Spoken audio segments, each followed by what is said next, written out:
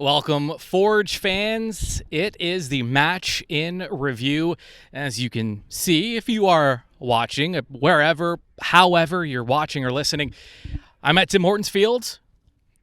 Forge has just beaten HFX Wanderers FC 1-0 thanks to a very early Wubens Pacius goal.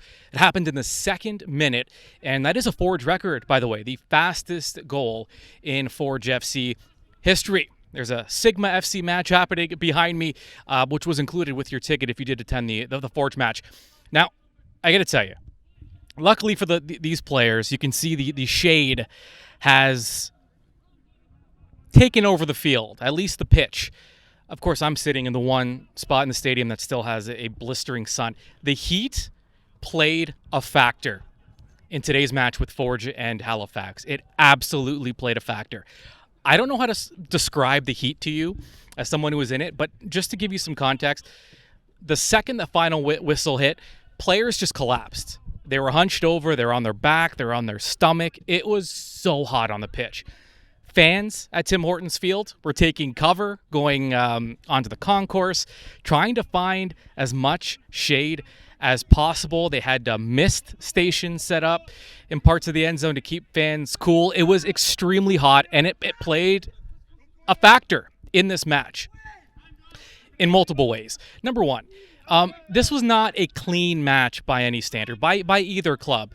Forge wasn't able to play that style that they're known for, that possession game, the quick tempo, the press, just making life difficult for their opponent. There was something a little missing. And listen, I have no scientific proof, but it's pretty evident on a day like this for Forge to play as uncharacteristic as they did in terms of just not being quite sharp and not having the same level of energy as they normally do. We can't blame the schedule. They've had a week off. I mean, it has to be the heat. And certainly the club believes it was the heat. Forge got the victory, and that's part of it. Bobby Smyrniotis post-match, he mentioned the heat, which is not something he's actually done before. So that tells you how big of a factor it did play. Yeah, we wanted to get on the front foot. We wanted to try and score early to try and open them up. We saw them immediately start off with five in the back. So we kind of figured out that their game plan would be to sit and kind of take in some pressure and look at the counter-attacking moments. Now we've scored, and they really didn't come out of that shell for long periods of the game, probably until the end a little bit. But yeah, when the conditions are like this and you need to have a lot of good high-intensity movements, it's not easy before we try to do what we have today. And of course, it affected the players, guys that played 90 minutes. Forge did use all 5 subs. We'll get into some of the formation stuff and the subs. But Alexander Achinioti-Jönsson, who, by the way, played in his today was actually his 101st career CPL match. We'll get more into that later. But let's stick to the heat. I need to paint a picture of how hot it actually was on the pitch. It was so much. Listen, this stadium at Tim Hortons Field, there's wind where you're not sure where it came from. It's somehow hotter here than anywhere else. The stadium has its own climate. Everyone in Hamilton has known that, even back to the Ivor Wynn days. But Alex Achinioti-Jönsson, who played the full 90, played on defense, and then was moved up to midfield after a sub, he talked about the heat after the match. That was tough. It was tough today, and it was not our best game.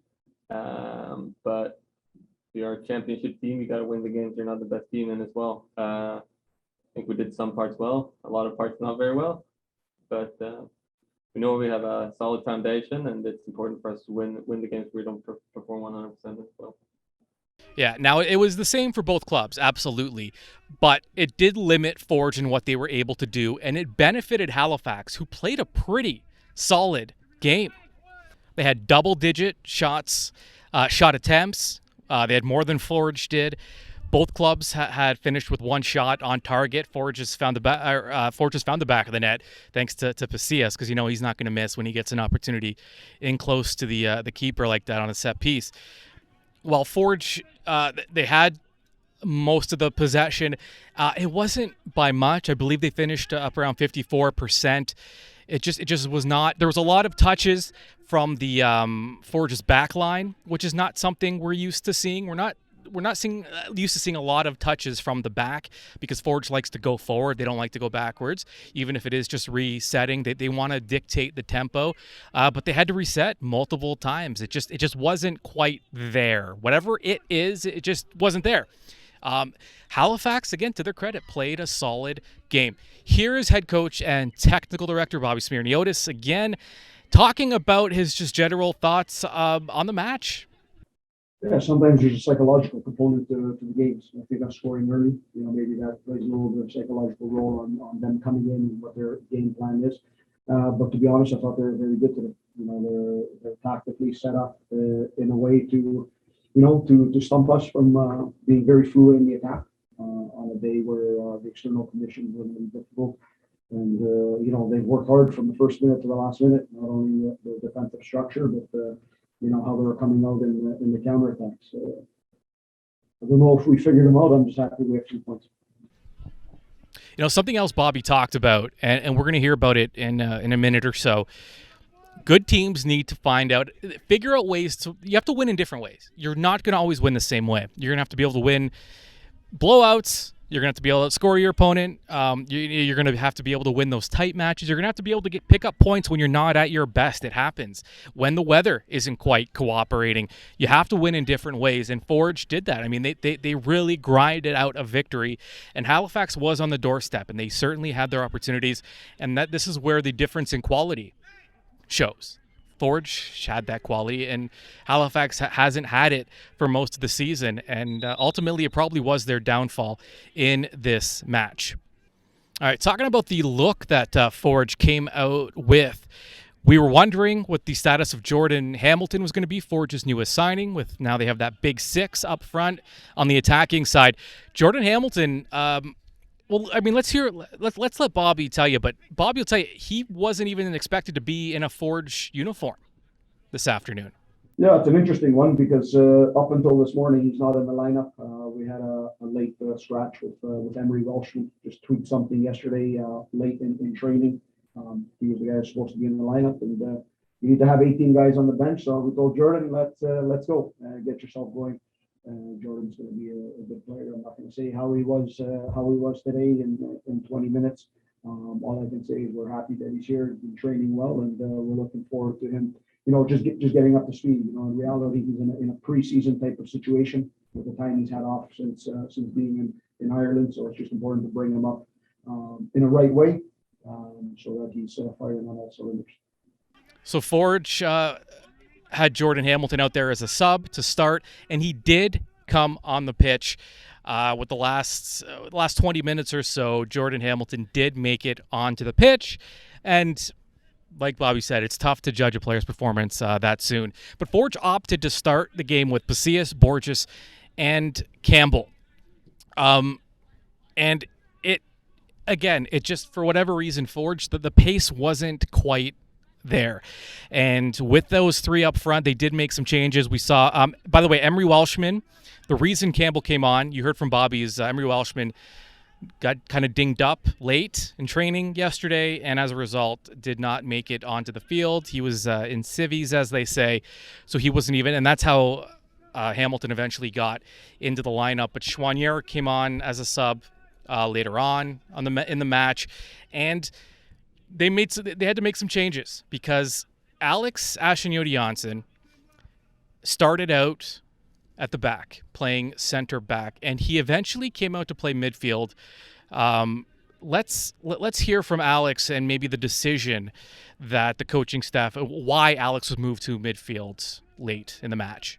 No, we made some subs midway through half, I think, where Malik came in and played center back and moved me up next to Ali in the midfield.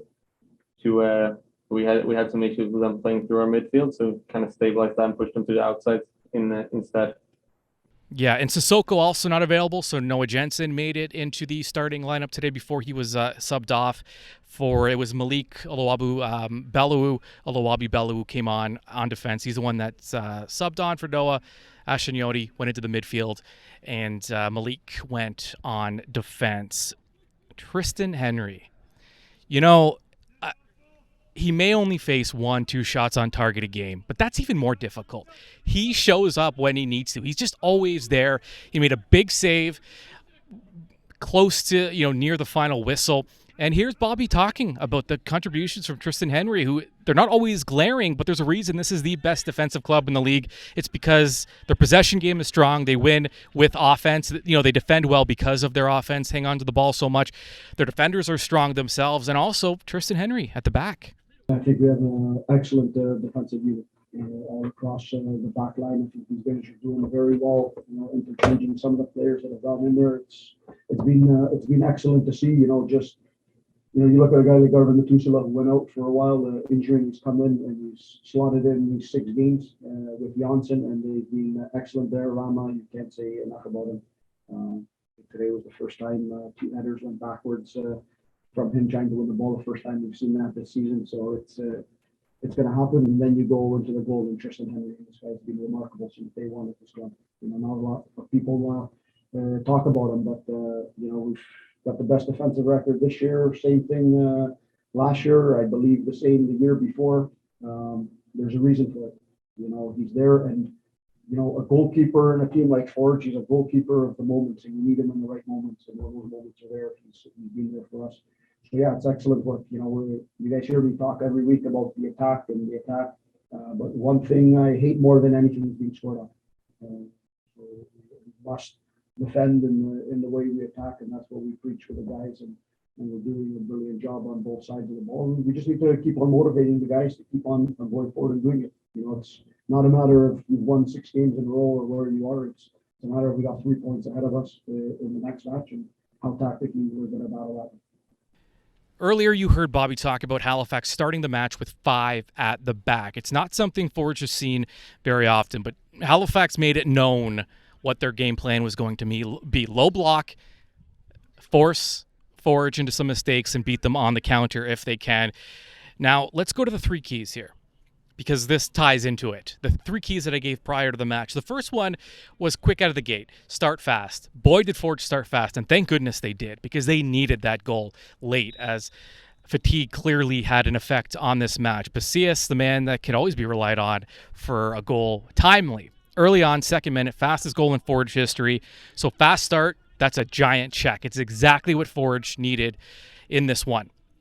Make the Wanderers work was the second key. Halifax does not create a lot of chances, a lot of big chances, a lot of quality chances. When they get them, it's because they're helped out from their opponents who are making mistakes, and they rely on those. And to their credit, I mean, they are Johnny on the spot. Their opponent makes a mistake, they jump on it.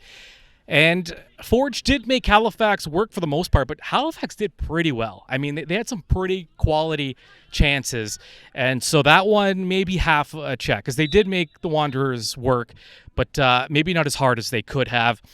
And the last one was attack.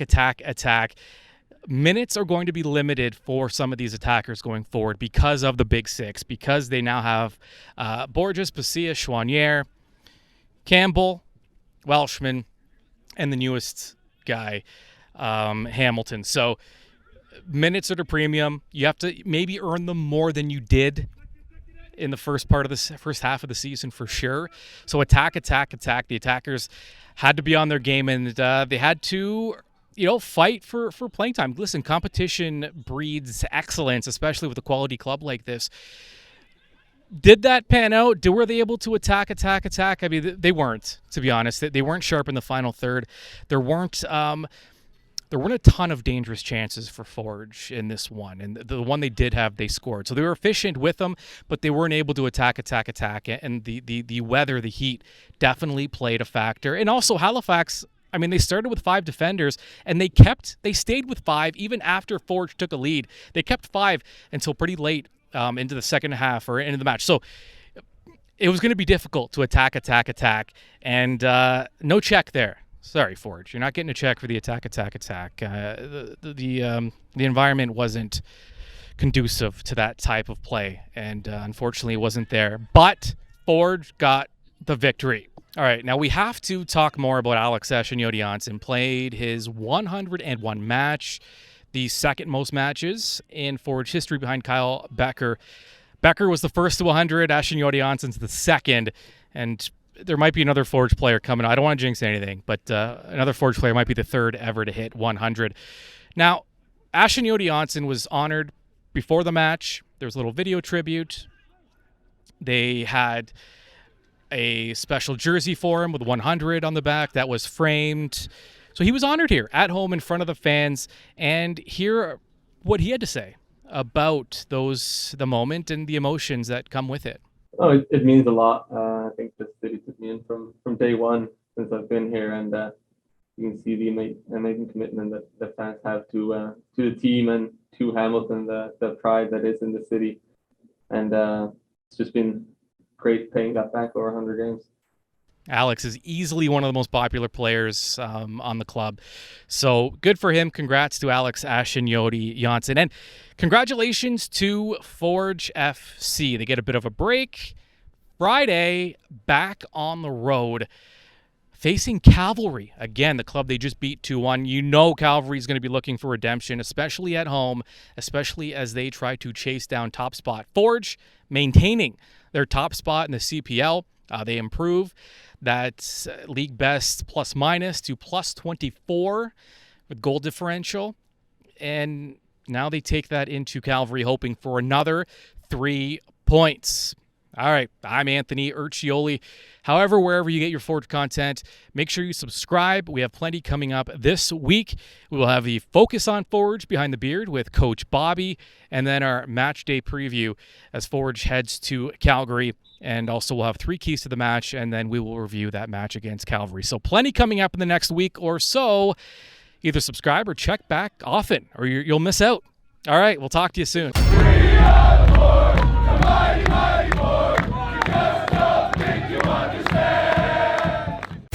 This has been Match in Review with Anthony Urciuoli on the Forge Audio Network. For the latest on all things Forge FC, subscribe on Spotify or wherever you get your podcasts.